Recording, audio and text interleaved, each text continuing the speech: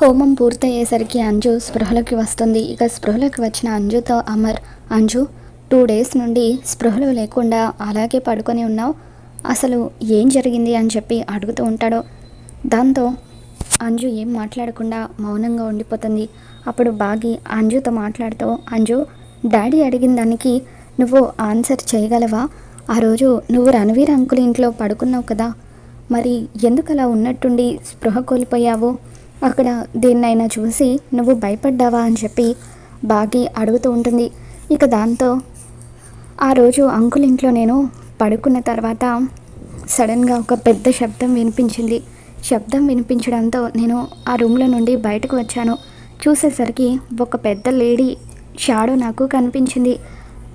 ఏంటా అని దగ్గరికి వెళ్ళి చూసేసరికి ఆ షాడో కత్తి పట్టుకొని ఎవరినో పొడవడం కనిపించింది అని చెప్పి అలా అంజు ఆ రోజు రాత్రి అక్కడ జరిగిన విషయం గురించి అమర్ వాళ్ళకి చెబుతూ ఉంటే అమర్ వాళ్ళు షాక్ అవుతూ ఉంటారు.